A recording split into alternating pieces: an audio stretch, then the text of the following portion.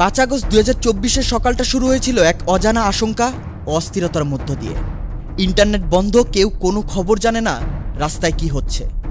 এমন পরিবেশে কেউ কেউ ভবিষ্যৎবাণীর মতো বলেছিলেন আজ কিছু একটা হতে যাচ্ছে, আর ঠিক সেটাই হয়েছিল।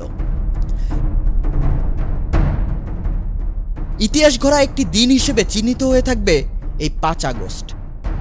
1.5 দশকের বেশি সময় ক্ষমতায় থাকা প্রধানমন্ত্রী শেখ হাসিনা পদত্যাগ করে দেশ ত্যাগ করেন।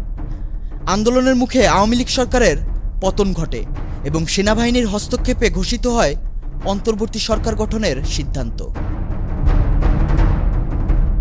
বৈষম্য বিরোধী ছাত্র আন্দোলনের সমন্বয়ক আসিফ মাহমুদ আগের দিন ঘোষণা দেন মার্চ টু ঢাকা কর্মসূচির তারিখ একদিন এগিয়ে এনে 6 আগস্টের পরিবর্তে 5 আগস্ট পালন করা হবে। এই ঘোষণার সঙ্গে সঙ্গে রাতেই ঢাকায় প্রবেশ করতে শুরু করে আন্দোলনকারীরা। ভোর থেকে ঢাকার বিভিন্ন পয়েন্টে ছোট ছোট জমায়েত দেখা যায়। সকাল গড়ানোর সঙ্গে সঙ্গে উত্তেজনা বাড়তে থাকে। বেলা 10টার পর থেকেই যাত্রাবাড়ি, শাহবাগ, শহীদ মিনার, মিরপুর, বাড্ডা, উত্তরা এসব এলাকা থেকে মিছিলের খবর আসতে থাকে। মিছিল থামাতে গিয়ে পুলিশ কাঁদানে গ্যাস ছোড়ে, লাঠিচার্জ করে। উত্তরে আন্দোলনকারীরাও পাল্টা প্রতিরোধ গড়ে তোলে। সকাল 10টায় হঠাৎ দেশের সব ব্রডব্যান্ড ইন্টারনেট সেবা বন্ধ করে দেয় সরকার। বিচ্ছিন্ন হয়ে পড়ে বাংলাদেশ। এই সিদ্ধান্ত দেশের জনগণকে আরও ক্ষুব্ধ করে তোলে। একই সময় শেখ হাসিনা তার নিরাপত্তা ও গোয়েন্দা উপদেষ্টাদের ডেকে পাঠান গণভবনে। 3 বাহিনীর প্রধান এবং পুলিশের আইজিপি সেখানে উপস্থিত হন। বৈঠকে শেখ হাসিনা তাদের কাছে জানতে চান কেন পরিস্থিতি নিয়ন্ত্রণে আনা যাচ্ছে না।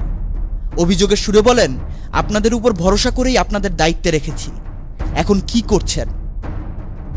বৈঠকে একজন কর্মকর্তা বলেন, ম্যাডাম, এই আন্দোলন দমনযোগ্য নয়। এটা দমন করতে গেলে আরও রক্তপাত হবে, সেনাবাহিনীতে চির ধরবে, পুলিশের মধ্যেও বিদ্রোহের ঝুঁকি রয়েছে।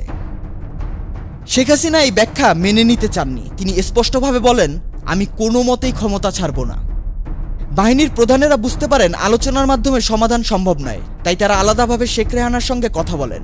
তারা অনুরোধ করেন বড় বোন শেখ হাসিনাকে বোঝাতে।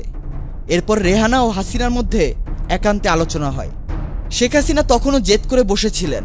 তখন ফোনে যোগাযোগ করা হয় তার ছেলে সজীব ওয়াজেদ জয়ের সঙ্গে। জয় মায়ের সঙ্গে কথা বলেন এবং তাকে অনুরোধ করেন যেন পরিস্থিতির অবনতি ঘটার আগে সেখান থেকে বের হয়ে আসেন। এই কথোপকথনের পর শেখ হাসিনা পদত্যাগে রাজি হন। তিনি চেয়েছিলেন জাতির উদ্দেশ্যে একটি ভাষণ রেকর্ড করে তারপর পদত্যাগ করবেন, কিন্তু তখনই গোয়েন্দা সংস্থা জানায় উত্তরা ও শাহবাগ থেকে বিপুল সংখ্যক ছাত্র ও সাধারণ মানুষ গণভবনের দিকে অগ্রসর হচ্ছে।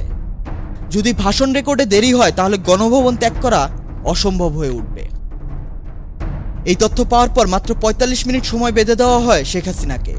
সিদ্ধান্ত হয় রেকর্ড নয়, নিরাপদে সরে যাওয়াই এখন মুখ্য। শেখ হাসিনার ছোট বোন শেখ রেহানাকে সঙ্গে নিয়ে তেজগাঁও পুরাতন বিমানবন্দর হয়ে ভারতে পালিয়ে যান। প্রধানমন্ত্রীর দেশ ত্যাগের সঙ্গে সঙ্গে পুরো দৃশ্যপট বদলে যায়। চালু হয়ে যায় বন্ধ থাকা ব্রডব্যান্ড ও মোবাইল ইন্টারনেট।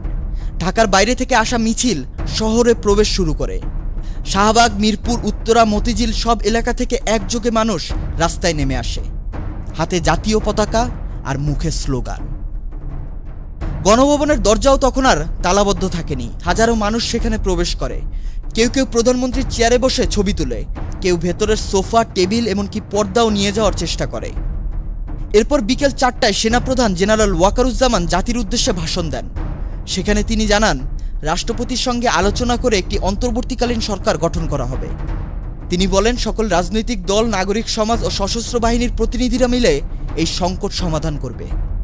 হত্যা ও অন্যায়ের বিচার করা হবে। জনগণ আমাদের পাশে থাকুন। রাত 9টার দিকে রাষ্ট্রপতি মোহাম্মদ শাহাবুদ্দিন বঙ্গভবন থেকে জাতির উদ্দেশ্যে ভাষণ দেন। তিনি অন্তর্বর্তী সরকার গঠনের আনুষ্ঠানিক ঘোষণা দেন এবং দেশের শান্তি রক্ষায় সকলকে ঐক্যবদ্ধ থাকার আহ্বান জানান।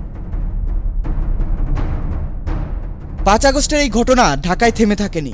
সারা দেশে ছড়িয়ে পড়ে বিজয়ের উল্লাস। চট্টগ্রাম, বগুড়া, খুলনা, রাজশাহী, সিলেট প্রতিটি জেলায় রাস্তায় নামে লাখো মানুষ। এভাবেই 5 আগস্ট 2024 বাংলাদেশের গণতন্ত্রের এক নতুন সূর্যোদয়ের দিন হয়ে ওঠে। Hello Bangla news desk.